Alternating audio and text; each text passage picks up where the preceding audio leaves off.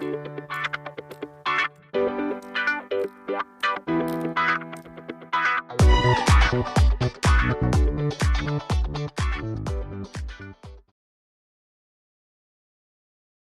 buenos días todos. Je marche ce matin en direction de la ville de Burgos. Donc, je suis le long d'une nationale. Mais vu qu'il fait bon, parce qu'il est tôt, ça va, ça se fait bien.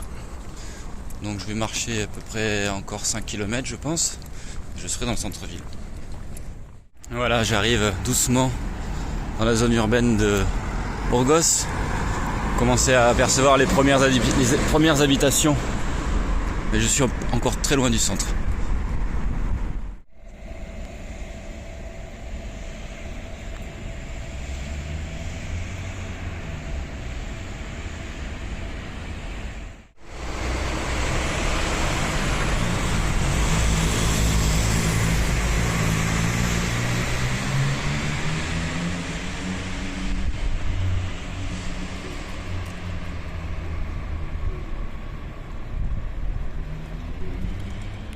Papé, celle-ci elle est pour toi.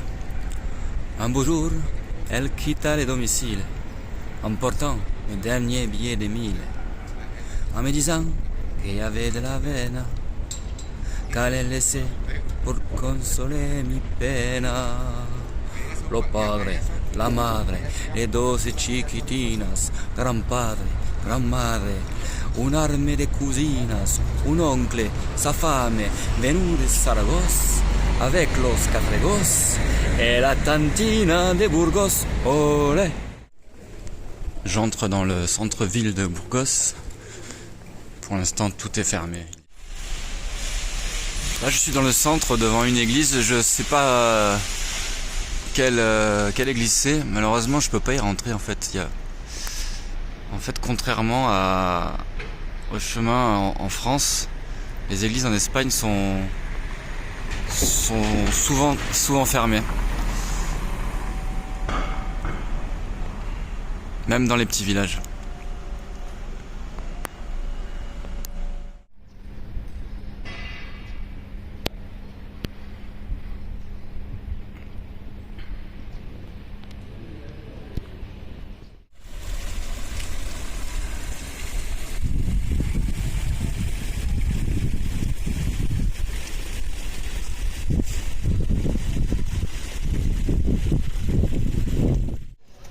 Bon, mais en fait, je vais peut-être pas aller la visiter parce que, en fait, il est même pas 8h30 et ça ouvre à 9h30.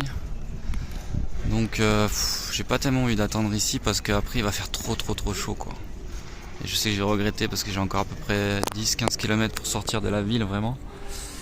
Et du coup, ça va être l'enfer. Donc, c'est pas grave. De toute façon, des églises, j'en verrai d'autres.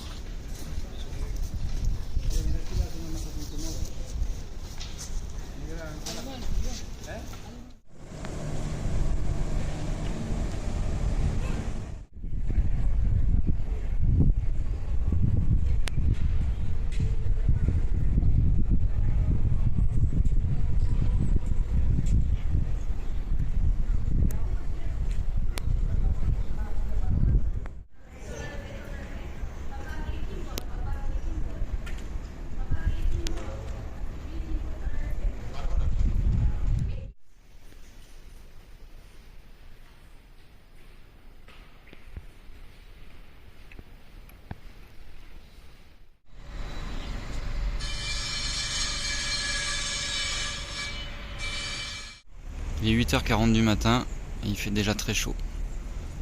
Donc là, en fait, c'est Burgos, le centre-ville, on va dire, enfin, un peu extérieur. Et au loin, on voit déjà le paysage de la Meseta.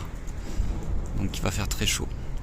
Et là, en fait, je voulais pas attendre l'ouverture de la cathédrale parce que c'est à partir de 10h et j'ai pas envie d'attendre parce qu'après je vais repartir sous la chaleur. Donc ce que j'ai fait, c'est que l'argent que j'avais prévu aujourd'hui pour la visite de la cathédrale, je l'ai donné à une personne qui faisait la manche devant.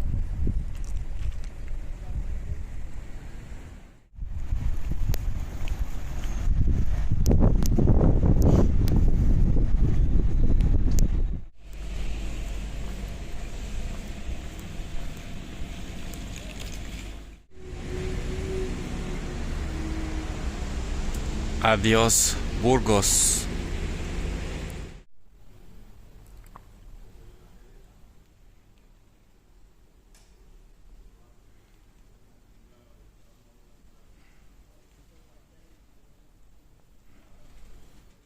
Ici je suis à l'Ermita Santa Mauro Peregrino. En fait, Santa Mauro a fait un pèlerinage à Saint-Jacques-de-Compostelle et en revenant il s'est arrêté à Burgos et il a créé du coup un hôpital pour s'occuper des pèlerins et du coup il a donné sa vie à ça. Donc voilà, derrière moi il y a une petite église et à l'intérieur il y a le tombeau de Santa Mauro. Et l'hôpital qu'il a construit est derrière moi là-bas. Je la montrerai sur les prochaines vidéos. En fait, c'est actuellement l'université de Burgos, mais c'est l'hôpital qui était dédié aux pèlerins. Donc je suis devant la faculté de droit de Burgos, donc qui est anciennement l'hôpital créé par Santa Mauro El Peregrino.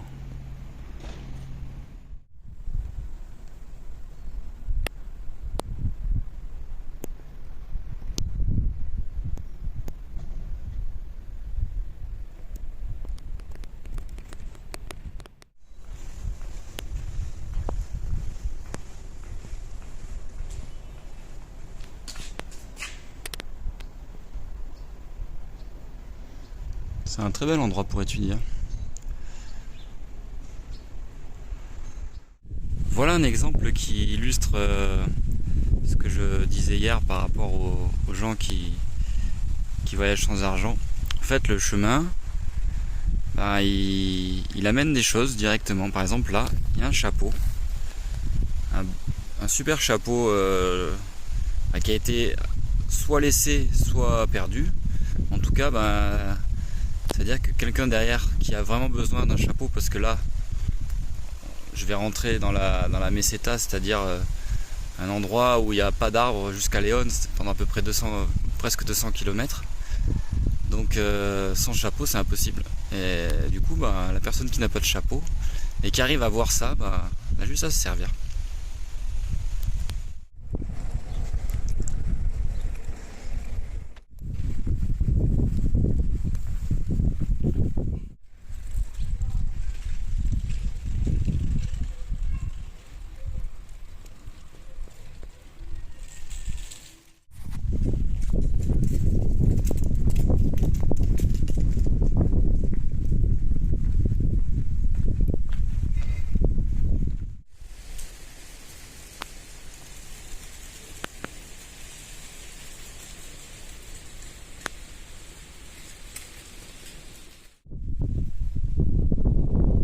A priori, je suis à 476 km de Santiago.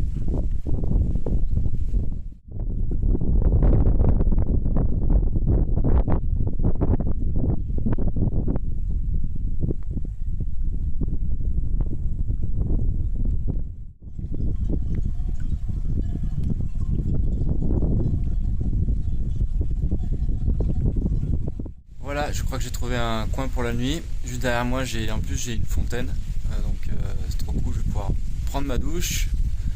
Donc là, je suis à peu près à 2 km après Rabe de las Calzadas.